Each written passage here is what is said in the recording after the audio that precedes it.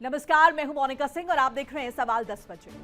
किसे पता था रूस और यूक्रेन की जंग सिर्फ दो मुल्कों की लड़ाई बनकर नहीं रहेगी। जिस बात का डर पूरी दुनिया को था वही हुआ।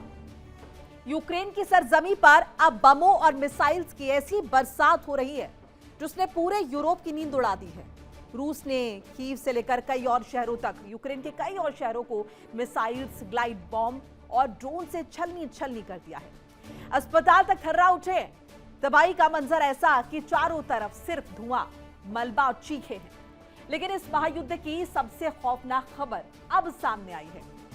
उत्तर कोरिया का तानाशाह किम जोंग उन अब सीधे इस युद्ध के मैदान में कूद पड़ा है। जी हां, यूक्रेनी राष्ट्रपति ज़ेलेंस्की का सनसनीखेज दावा है कि रूस अब उत्तर कोरियाई बैलिस्टिक मिसाइल से यूक्रेन पर अटैक कर रहा है। और सिर्फ मिसाइल्स ही नहीं, दावों के मुताबिक किम जोंग उन ने पुतिन की ढाल बनने के लिए अपनी सेना के 50,000 खूंखार फौजियों को मैदानी जंग में उतारने की पूरी तैयारी कर ली है। उत्तर कोरिया की बैलिस्टिक मिसाइल्स और किम जोंग की रेड आर्मी, क्या ये इस बात का संकेत है कि वर्ल्ड वॉर 3 का बिगुल बज गया है? एक तरफ रूस और उत्तर कोरिया का ये खतरनाक गठजोड़, दूसरी तरफ यूक्रेन का बेबस होकर गिड़गिड़ाना। अमेरिका, नेटो देश क्या भी सिर्फ तमाशा देखते रहेंगे या फिर किम जोंग की इस एंट्री के बाद से जंग पूरे ग्लोब को अपनी लपटों में झुलसा देगी? सवाल सीधा है, क्या उत्तर कोरिया के सैनिकों की एंट्री से यूक्रेन का वजूद पूरी तरह मिट जाएगा? और क्या पुतिन किम जोंग की ये जुगलबंदी दुनिया को तीसरे वर्ल्ड वॉर की आग में धकेल चुकी है? आज इसी पर होगी देश की सबसे धमाकेदार और सबसे बड़ी डिबेट। हमारे साथ जुड़ रहे तमाम खास मेहमान जिनका एक एक करके तारुफ कराएंगे। हमारे साथ group captain U K Devnath, retired रक्षा विशेषज्ञ, कर्नल देवानंद लोहामरोड, रिटायर्ड रक्षा विशेषज्ञ, मेजर विराट मिश्रा। आप सभी का बहुत बहुत स्वागत है। पहले रुक कर लेंगे देवनाथ जी का। देवनाथ जी, क्या देख रहे हैं आप अभी जिस तरीके से ज़ेलेंस्की के ये दावे, क्या लग रहा है आप, क्या एस्केलेशन और ज्यादा बढ़ेगा? क्योंकि जो हम चर्चा कर रहे थे कि यूक्रेन और रूस का युद्ध कब खत्म होगा, इससे तो लग नहीं रहा, इससे तो लग रहा है कि आग में घी और ज्यादा पड़ेगा। हाँ मोनिका जी, किम जोंग उन और व्लादिमीर पुतिन के बीच में 2024 में एक समझौता हुआ था, जिसमें उभय पक्ष ने एक दूसरे को दुश्मन से हमला होने पर पूरी फौजी सहायता देने का वादा किया हुआ है। तो उसके बाद अगर हम देखें, पिछले साल भी यूक्रेन ने लगातार करीबन 10,000 ट्रुप्स रूस की तरफ से लड़ने के लिए यूक्रेन फ्रंट पर भेजा था। अभी जो हम देख रहे हैं कि खबरें बता रही हैं, लेकिन इन खबरों का जो सोर्स है वो सिर्फ ज़ेलेंस्की है, यूक्रेन है। ये ऐसा दावा कर रहे हैं कि अब किम जोंग उन 30,000 और ट्रुप्स को रूस की तरफ से लड़ने के लिए यूक्रेन फ्रंट पर भेज रहे हैं। इस तरह का कोई भी दावा CIA ने अभी तक नहीं किया है। लेकिन जाहिर बात है, इस जंग के शुरुआती दौर से ही रूस दूसरे देशों से मदद लेता रहा है। रूस ईरान से ड्रोन लेता रहा है। रूस आर्टिलरी तोप की जो शेल्स होती हैं, 155 मिलीमीटर की जो शेल्स होती हैं, वो हजारों लाखों की संख्या में नॉर्थ कोरिया से लेता रहा है।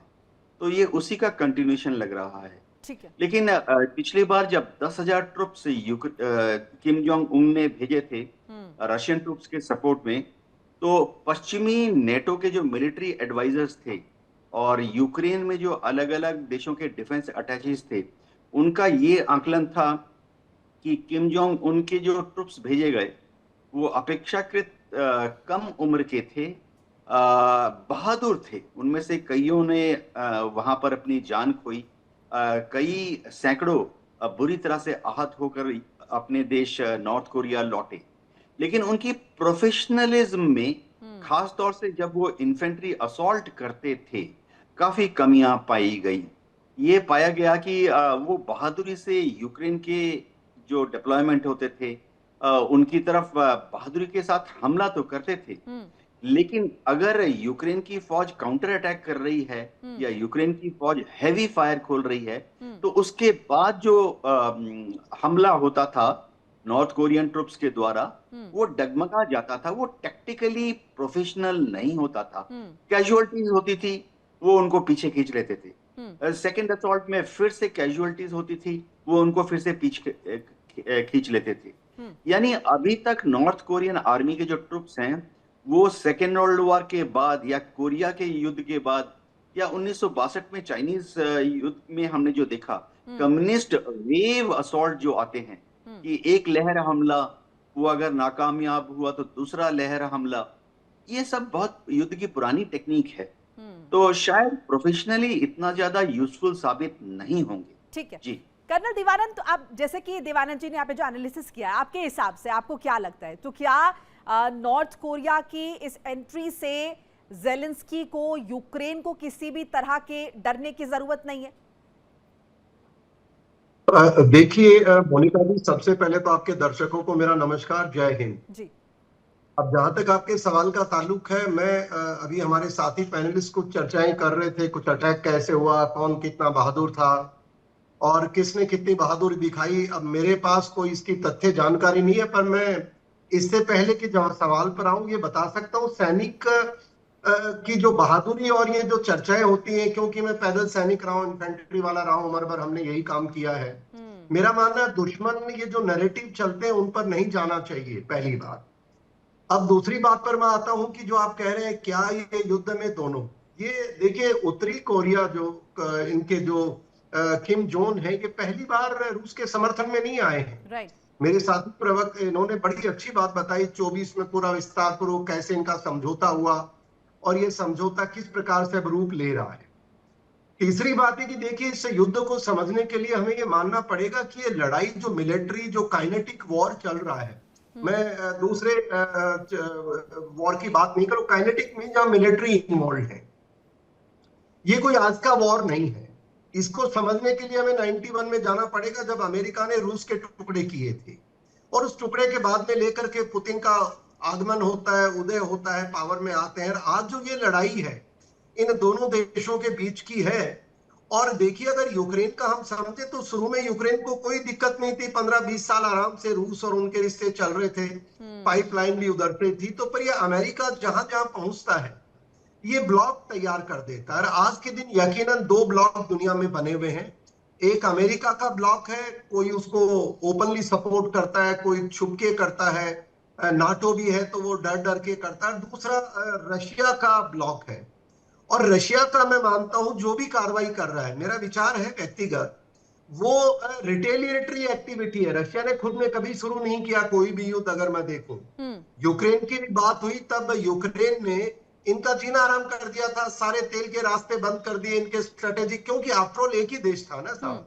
जब पाकिस्तान और हिंदुस्तान के जब टुकड़े हुए, पाकिस्तान और भारत बना, तो हमारे अंदर बहुत सारी प्रॉब्लम्स आई, और हम इसीलिए आज भी हमारी पाकिस्तान जिस प्रकार से हरकतें करता है सजा का पात्र है। मेजर विराट, इसमें एक सवाल ये भी उठ रहा है कि अब इतनी हाय तौबा यूक्रेन की तरफ से मच क्यों रही है? भाई ऐसा तो नहीं है कि अकेले आप यहाँ पर जो है नॉर्थ कोरिया ही रशिया की मदद करे, आप भी तो यहाँ पर नेटो अमेरिका की मदद लेकर बैठे हैं, तो अब हाय तौबा क्यों मच रही है इतनी? हाय तौबा इसलिए मच रही है कि अमेरिका, देखिए ब्लॉक अमेरिका का। कर्नल देवानंद, मैं आपके पास आ रही हूँ। मेजर विराट जी, देखिए एक चीज समझने वाली है मोनिका जी, कि जो ये डिफेंस पैक्ट हुआ था, म्यूचुअल ट्रीटी इनके बीच में हुई जून 2024 में, नॉर्थ कोरिया और रूस के बीच में कॉम्प्रिहेंसिव स्ट्रेटेजिक पार्टनरशिप जिसे कहा गया, इसके आर्टिकल 4 में ये बिल्कुल क्लियरली कहा गया है कि अगर किसी के ऊपर भी आर्म्ड अटैक होगा, रूस हो चाहे नॉर्थ कोरिया, तो इनकी मदद के लिए ये दोनों देश आपस में एक दूसरे की मदद करेंगे। इसी के चलते हुए दिसंबर के आसपास, दिसंबर 2024 की ये न्यूज है कि 10,000 से 15,000 सैनिक जो एलीट फोर्सेस के थे नॉर्थ कोरिया के, वो उतारे गए बैटलफील्ड में। कहां पे? कुर्स्क रीजन में। और उन्होंने काफी हद तक जो फ्रंट लाइंस थी उन पे ऑपरेट किया और यूक्रेनी सैनिकों को मारा। देखिए अब ये जो म्यूचुअल डिफेंस पैक्ट हो गया, इससे दुनिया में कहीं ना कहीं अलग अलग धड़ों में बंटवारा होता जा रहा है, मिलिट्री कैंप्स बनते जा रहे हैं, इससे कहीं ना कहीं परेशानियां बढ़ रही। देखिए नॉर्थ कोरिया ने मदद की रूस की, तो अब यूक्रेन मदद किसकी मांग रहा है? नेटो से तो मांगी ही, यूएस से मांगी ही, अब वो साउथ कोरिया के पास जा रहा है, कह रहा है कि हमें अपनी एयर डिफेंस सिस्टम्स और एयर डिफेंस मिसाइल्स दीजिए, और कह रहा है कि इसके बदले में हम आपको जो रियल बैटल ग्राउंड जो सिचुएशन चल रही है उसका डेटा शेयर करेंगे, आपको ये पता चल पाएगा कि नॉर्थ कोरिया के पास किस तरीके के हथियार है और उनका कितना इफेक्टिवनेस है बैटलफील्ड में। तो इस तरीके की चर्चाएं और इस तरीके के डिस्कशंस लगातार इन देशों के बीच में चल रहे हैं। दिक्कत की बात यह है कि नॉर्थ कोरिया को रूस से मिलिट्री टेक्नोलॉजी मिल रही है इस पैक्ट को करने से। अब आप ये समझिए कि एक जो न्यूक्लियर देश, छुपा हुआ न्यूक्लियर देश नॉर्थ कोरिया है, उसके पास अगर मिलिट्री टेक्नोलॉजी ट्रांसफर होगा रूस से, तो वो और ज्यादा शक्तिशाली बन जाएगा और पूरी दुनिया में एक और विध्वंस का नया एक मोर्चा खुल जाएगा। तो ये ओवरऑल पूरी दुनिया के लिए बहुत ही अच्छी बात नहीं है। इतनी सारी मिसाइल्स ट्रांसफर करी हैं नॉर्थ कोरिया ने, लगभग 20 लाख के आसपास इन्होंने अपनी आर्टिलरी पीसेस, जैसा कि अभी देवानंद सर बता रहे थे, उनको ट्रांसफर किए हैं। साथ में शॉर्ट रेंज बैलिस्टिक मिसाइल्स हैं, लगभग 120 6 मोबाइल लॉन्चर्स हैं जिनको KN-23 KN-24 बैलिस्टिक मिसाइल्स बोलते हैं, वो इनको ट्रांसफर करी है रूस को। तो देखिए, रूस के आड़े वक्त में इस समय नॉर्थ कोरिया मदद कर रहा है और रूस से भी उन्होंने कहीं ना कहीं कई सारी टेक्नोलॉजी ट्रांसफर की बातचीत कर रखी है। ये आगे आने वाले समय में पता चलेगा। यूएस लगातार हेल्प कर रहा है यूक्रेन की, उन्होंने इनको पैट्रियट मिसाइल्स और बहुत सारे और अन्य रूस का जिक्र किया मेजर विराट। देवनाथ जी, मैं इस पे ये भी समझना चाहूंगी आपसे, मैं आपके पास आ रही हूँ। अमेरिका तो ऑलरेडी हम देख रहा है कितना इन्वॉल्व है, अभी तो उससे वो ईरान वाला मैटर भी सॉर्ट नहीं हो रहा और बुरे तरीके से वहां भी फंसा हुआ है। अब ये जो मैटर है जहां पर अब ज़ेलेंस्की खुलकर सामने आया कि नॉर्थ कोरिया बार बार इंटरफेयर कर रहा है, जाहिर है उन्हें कहीं ना कहीं डर सता रहा है, क्योंकि नॉर्थ कोरिया का कैरेक्टर हम सभी बखूबी जानते हैं। नॉर्थ कोरिया जैसा देश और उनका तानाशाह, उसके बारे में सभी बखूबी वाकिफ है, और अगर ऐसे में वो अपनी पर आ जाए या फिर ये चीजें और ज्यादा एस्केलेट है तो मुश्किल तो होगी।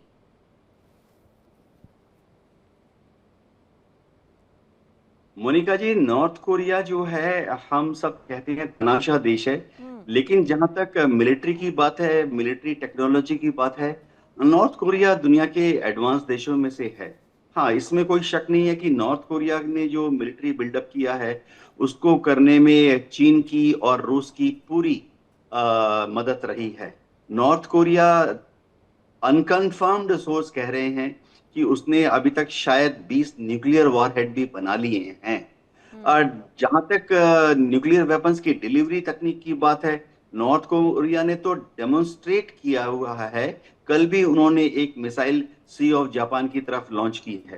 तो जो नॉर्थ कोरिया की जमीन से जमीन पर मार करने वाली मिसाइलें हैं, उनका डेमोन्स्ट्रेशन के वक्त यानी परीक्षण के दौरान जो रेंज दिखा गया है 300 से लेकर 700 किलोमीटर तक कंफर्म्ड है। रिपोर्ट में यह भी कहा जा रहा है कि north Korea IRBM intermediate range ballistic missiles भी बना रहा है, जो कि 1500 से 3000 किलोमीटर की दूरी तक मार कर सकती है। पिछले साल ने एक ट्रायल मिसाइल मारी जो कि नॉर्थ कोरिया से लॉन्च होने के बाद जापान की आसमान से उड़ते हुए जाकर पूर्वी प्रशांत महासागर में स्प्लैश हुई थी। किम जोंग उन ने तो ऑफिशियली डिक्लेयर किया है कि उनका अल्टीमेट एम ऐसा है कि वो एक ऐसी जमीन से जमीन पर मार करने वाली मिसाइल बनाना चाहते हैं जो कि ना सिर्फ दक्षिण कोरिया के बुसान में जहां अमेरिकन बेस है, ना सिर्फ जापान के ओकिनावा में जहां अमेरिकन बेस है, वरन गुआम द्वीप समूह तक जाकर अमेरिका के अड्डों को निशाना बना पाए। दीवानंद जी, मैं इसी एटीट्यूड की तो बात कर रही हूँ। ये जो एटीट्यूड है और ये जो मंशा है नॉर्थ कोरिया के हम तानाशाह की, इसी से तो कहीं ना कहीं डर लगता है। कर्नल देवानंद, ये जो देवानंद जी ने जिक्र किया है, लंबा चौड़ा जो बताया जखीरा जो ट्रांसफर हुआ है उत्तर कोरिया से यूक्रेन, माफ कीजिएगा, रूस की तरफ, ये कितना खतरनाक है यूक्रेन के लिए और कितना चिंताजनक आपको नजर आता है? देखिए, जहां तक चिंता का सवाल है, मैं इसको ज्यादा नहीं मानता हूँ। हमारे साथी मेजर साहब ने अभी बताया कि एक इनका स्ट्रेटेजिक अलायंस हुआ है। अलायंस का मतलब है कि पूरा साजो सामान एक दूसरे की मदद के लिए दिया जाएगा। जब अमेरिका यूक्रेन को दे रहा है तो इनका देना बिल्कुल लाजमी है, और ये पहला अलायंस नहीं है। आप देखिए, अब ये नाटो क्या था, पिछले 40 वर्ष से USSR ऑब्लिक रूस का एक तरह ये दमन कर रहे थे। अभी पाकिस्तान और सऊदी अरेबिया का हुआ है, उसके अंदर तुर्की मिल गया है। तो सवाल ये उठता है कि हम किस नजरिए से देख रहे हैं। मेरा ये मानना है इस तरह की परिस्थिति अब भविष्य में बनती रहेगी, और जो गठजोड़ है ये एक तरह फिल्टर होकर के आएंगे, पर मुख्यतः दो गठजोड़ रहेंगे। अब देखिए, ईरान, रूस, नॉर्थ कोरिया और पीछे दबे पांव से चीन एक ब्लॉक हो गए हैं। अब बात प्रॉब्लम आती है कि ये यूक्रेन ऐसी क्यों पिटाई खा रहा है। देखिए, यूक्रेन का पिटाई खाने का कारण है कि जो इनके प्रेजेंट गवर्नेंस है, प्रेजेंट उनकी लीडरशिप है। पहले भी तो यूक्रेन चल रहा था साहब, 91 से विघटन हुआ था, 40 साल हो गए थे। तो ये प्रॉब्लम अभी 10 साल पहले क्यों आई? ये इसलिए आई कि अमेरिका ने, जब रूस ताकतवर होने लगा, उसने सोचा कि यूएसएसआर खत्म, अब रशिया कभी नहीं उभर सकता, और उससे चीन ने चीन पर ध्यान दिया। नतीजा कि रूस ने, जब ये पुतिन साहब आते हैं, इन्होंने कहा कि मैं ये मानता हूं उसकी मंशा है कि वो अमेरिका को बर्बाद करके छोड़ेगा जब तक आखिरी सांस है। और अमेरिका जैसे राष्ट्र को, जो दुनिया में तबाही मचाता है, अपने आप को ज्यादा बहुत होशियार समझता है, मैं मानता हूं ये गठजोड़ सही है। और जो किम, जो ये गठजोड़ हथियार साजो सामान दिया है, ये भी एक अलायंस है। बिल्कुल अमेरिका पर दबाव बनाने का तरीका है, पर मूर्ख इसमें जेलेंस्की हैं। वो अपने आदमियों को क्यों चारा बना रहे हैं, क्यों मरवा रहे हैं, पता नहीं वो क्या कारण है।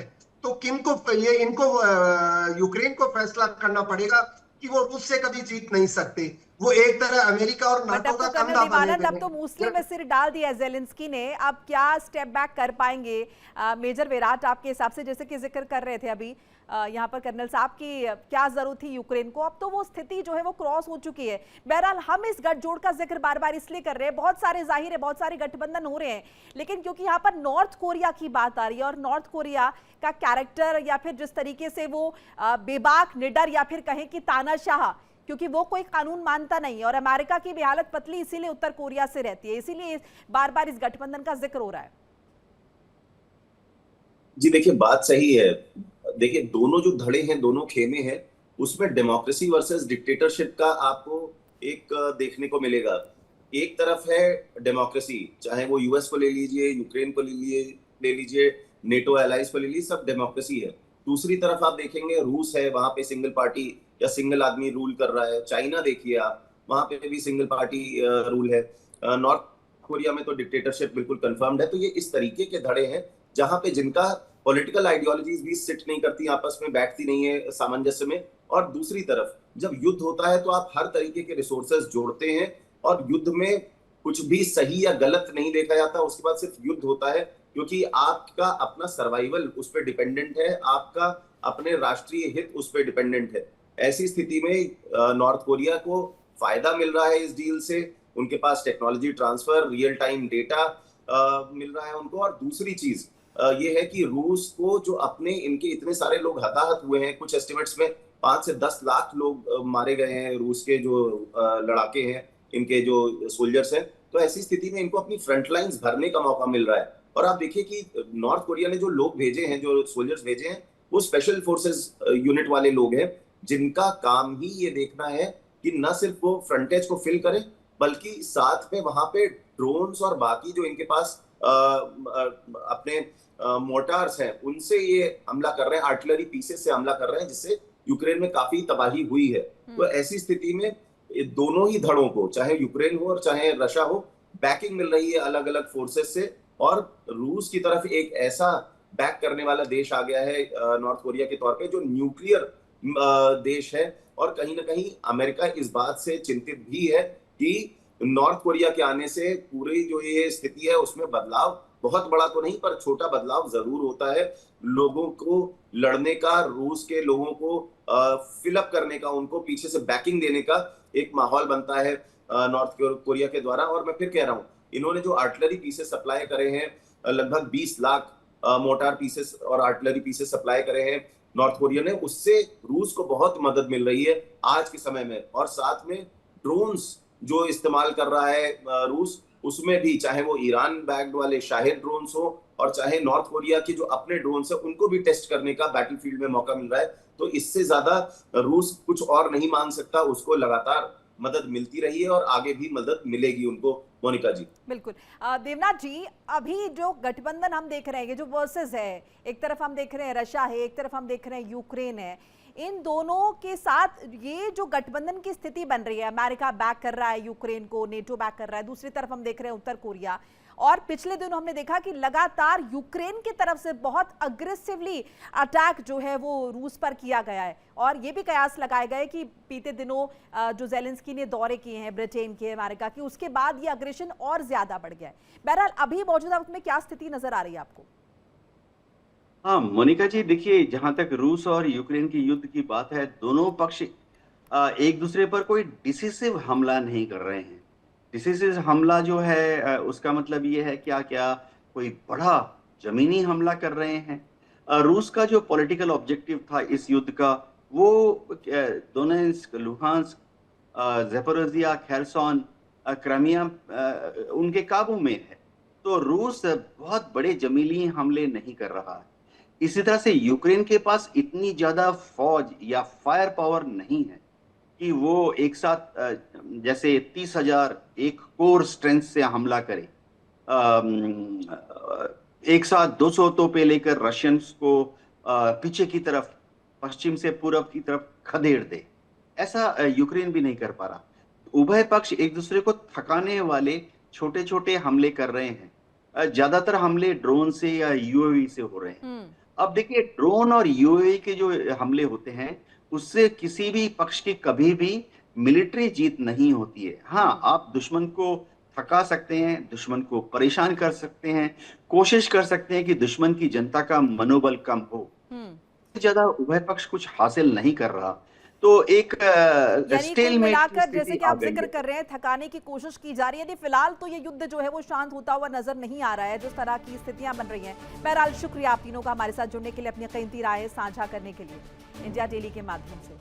तो यूक्रेन पर रूस का भीषण हवाई हमला भी हुआ है। इन सबके बीच हम देख रहे हैं कि गठबंधन किस तरीके से लगातार जो है वो मजबूत हो रहे। एक तरफ उत्तर कोरिया जो है वो रूस की मदद के लिए आगे आया है एक पैक्ट के जरिए, दूसरी तरफ देख रहे हैं कि यूक्रेन को किस तरीके से अमेरिका बैक कर रहा है। एस्केलेशन कैसे बढ़ेगा और कैसे ये स्थितियां धीरे धीरे बदलेंगी, ये देखना महत्वपूर्ण रहने वाला है। एक छोटा सा ब्रेक, खबरें लगातार जारी। देखिए इंडिया डेली 24/7 अब आपकी स्मार्ट टीवी पर।